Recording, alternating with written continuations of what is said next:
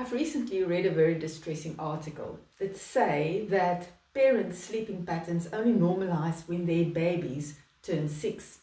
That means I still have 4 years ahead of me of disruptive sleep and sleep deprivation. In my blog, I've discussed the importance of sleep, which ranges from memory, your mood regulation, your appetite and hormones, and therefore your weight, but also our long-term mental health benefits.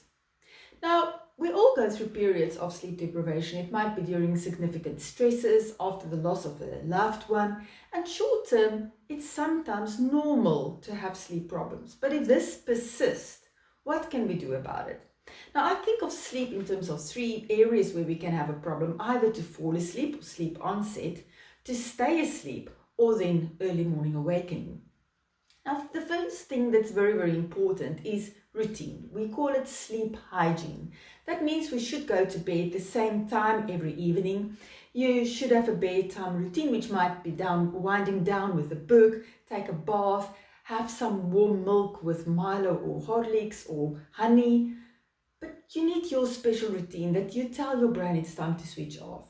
Part of that is also parting with your devices and your screens at least 1 hour before bedtime to make sure that you do unwind. Our screens also stimulate our brain waves, especially if we're scrolling, and that will definitely keep you awake.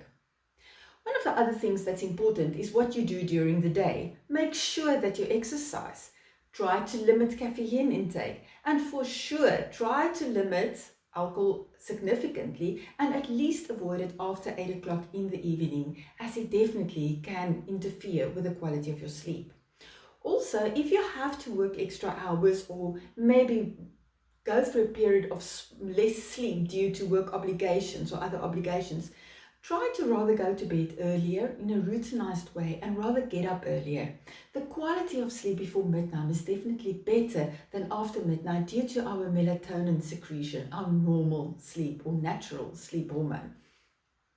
The second part, if you tend to wake up a lot during the night, that might be due to normal things like you need to go to the bathroom. It might also mean that your environment is not conducive for sleep, either too hot or too cold, or that you're not comfortable. So make sure that you sort that out. But another reason we might wake up is due to having a thought, and that is my personal worst. I wake up and I think, aha, I mustn't forget to do this tomorrow, or this is a great idea. And then I can't fall asleep again because I'm worried that I might forget it. So what I've started doing is have a little notebook next to my bed with a pen, and if I do get a thought, I quickly jot it down, being comfortable that it will still be there tomorrow.